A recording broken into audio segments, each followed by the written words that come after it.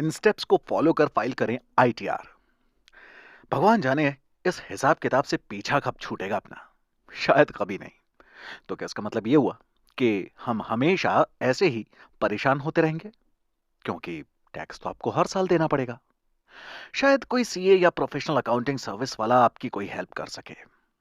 एक राज की बात बताऊं, टैक्स पे करना इतना भी मुश्किल नहीं है। आप चाहें तो मैं आपको इसके कुछ बेसिक्स आसान से शब्दों में समझा सकता हूं।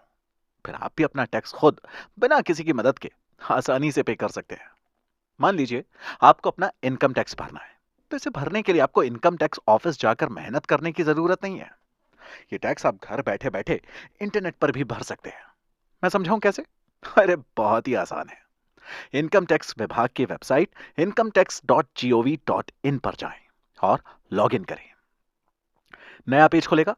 ऊपर ही आपको file your return for the year end date on 31 March 2022 लिखा दिखाई देगा। इसके नीचे लिखा होगा फाइल नाउ। इस पर क्लिक करिए। नेक्स्ट पेज पर आपको सेलेक्ट असेसमेंट ईयर का ऑप्शन दिखेगा। इसमें आपको 2021-22 चुनना है। इसके बाद इसके नीचे लिखे ऑनलाइन पर क्लिक करके नीचे लिखे कंटिन्यू पर क्लिक करें। अब सामने जो पेज खुलेगा उसमें आपका स्टेटस पूछा जाएगा।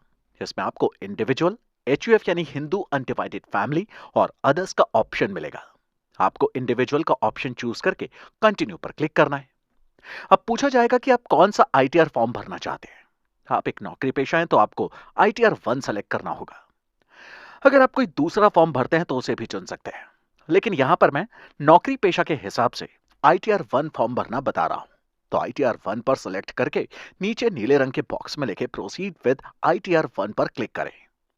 यहां आपको मिलेगा कि आईटीआर फाइल करने की प्रक्रिया यानी ये प्रोसेस 3 स्टेप में पूरा होगा। इसके ठीक नीचे लिखे लेट्स गेट स्टार्टेड पर क्लिक कर दीजिए और आगे बढ़ जाइए। इसके बाद जो पेज खुलेगा उसमें आपसे पूछा जाएगा कि आप किस वजह से आयकर रिटर्न फाइल कर रहे हैं। यहां आपको कुछ ऑप्शंस मिलेंगे जिनमें अदर्स का ऑप्शन भी होगा।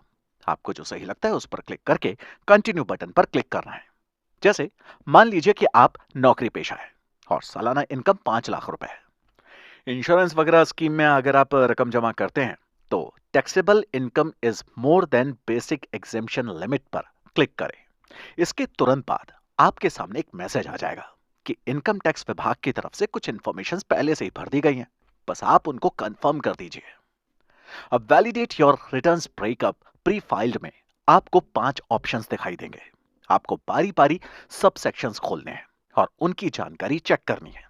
नौकरी पेशा लोगों को यहां कुछ खास दिक्कत नहीं होगी, क्योंकि यहां पर उनके फॉर्म 16 के आधार पर ज्यादातर इंफॉर्मेशंस पहले से ही भरी हुई मिलेंगी। इसमें आपकी सैलरी से लेकर उस पर मिले डिडक्शंस और टैक्स जैसी सारी इंफॉर्मेशंस दिखाई देंगी, जिन्हें आपको कंफर्म करना होगा। इन जानकारियों को फॉर्म 26 एएस और एआईएस में दी गई जानकारियों से मिला लें। अलग कोई लेन देन आईटीआर 1 में दर्ज नहीं है तो उसे भर दें। सारी जानकारी पूरी करने के बाद आपको प्रोसीड बटन पर क्लिक करना होगा। इसके बाद आपको सामने जो पेज खुलेगा उसमें आपकी तरफ से भरी गई जानकारियों की पूरी समरी आ जाएगी। आप उसे अच्छे से देखकर प्रीव्यू रिटर्न पर क्लिक कर दें। अब जो पेज खुलेगा उसमें आपको अपने रिटर्न को प्रीव्यू और सबमिट करने का ऑप्शन मिलेगा। यहां आपको अपना नाम, पिता का नाम और पेन नंबर लिखा मिलेगा। साथ ही यह भी बताया हुआ मिलेगा कि आप खुद यानी सेल्फ के लिए यह रिटर्न फाइल कर रहे हैं। यह सब चेक करने के बाद प्रोसीड टू प्रीव्यू पर क्लिक करें। अब आपके सामने आईटीआर का पूरा फॉर्म आ जाएगा, जिसमें आप अपनी सारी जानकारियां देख सकेंगे। आप चाहें तो यह फॉर्म डाउनलोड कर सकते हैं या फिर प्रिंट ले सकते हैं। इसके बाद फॉर्म में नीचे जाएं और प्रोसीड टू वैलिडेशन पर क्लिक करें। अगर आईटीआर फॉर्म भरने में कोई गलती हो गई है तो आपको उन गलतियों की लिस्ट दिखने लगेगी। आप जिस भी गलती पर क्लिक करेंगे सीधे गलती वाली जगह पहुंच जाएंगे और गलती को सुधार सकेंगे। जब आप अपनी सारी गलतियों को सुधार लेंगे तो नीचे राइट साइड में प्रोसीड टू वैलिडेशन पर क्लिक करें। नया पेज खुलेगा और आपके सामने मैसेज आएगा कि आपका वैलिडेशन सफल हो गया है। अब प्रोसीड टू वेरिफिकेशन पर क्लिक करें। यहां आईटीआर वेरीफाई करने के 3 ऑप्शंस मिलेंगे। पहला, ई वेरीफाई नाउ। इससे आप Aadhaar, OTP, pre validated bank account या प्री वैलिडेटेड डीमैट अकाउंट से अपना आईटीआर वेरीफाई कर सकते हैं। दूसरा, ई वेरीफाई लेटर। इसमें ई वेरीफाई करने के लिए 120 दिन का वक्त मिलेगा। तीसरा option verify via ITR V का होगा, जिसमें आपको ITR वी फॉर्म साइन करके स्पीड पोस्ट के जरिए इनकम टैक्स विभाग की तरफ से दिए गए पते पर बेंगलुरु भेजना होगा। आप पहले ऑप्शन यानी ई वेरीफाई नाउ को चुनें। इसके लिए ध्यान रखें कि आपके आधार कार्ड में आपका फोन नंबर रजिस्टर होना चाहिए। ई वेरीफाई नाउ पर क्लिक करने के बाद नया पेज खुलेगा। पहला ऑप्शन होगा कि आप ई वेरीफाई उस मोबाइल पर OTP के जरिए करना चाहते हैं जो आधार से लिंक है। इस ऑप्शन पर क्लिक करें। अब आपको आधार से लिंक मोबाइल पर 6 डिजिट का एक OTP आएगा। OTP को भरने के बाद वैलिडेट पर क्लिक करें। आपकी ITR फाइल करने की प्रोसेस पूरी हो चुकी है। इसके बारे में आपको मोबाइल और ईमेल ID पर जानकारी तुरंत आ जाती है। इन सभी स्टेप्स को फॉलो करने के बाद ITR फाइल करने की प्रोसेस आपकी तरफ से पूरी हो चुकी है। फाइलिंग के बाद इस रिटर्न को चेक किया जाता है। सब कुछ सही है तो प्रोसेस 24 घंटे में पूरा हो जाता है। वहीं अगर इनकम टैक्स डिपार्टमेंट आपके द्वारा दी गई जानकारी से अनसेटिस्फाइड है तो आपको फिर से पूरी और सही जानकारी के साथ रिटर्न फाइल करना पड़ता है। 31 मार्च 2022 तक आप कितनी भी बार फाइनेंशियल ईयर 2020-21 की रिवाइज्ड रिटर्न फाइल कर सकते हैं। रिवाइज रिटर्न फाइल करने पर कोई लेट फीस नहीं देनी होती।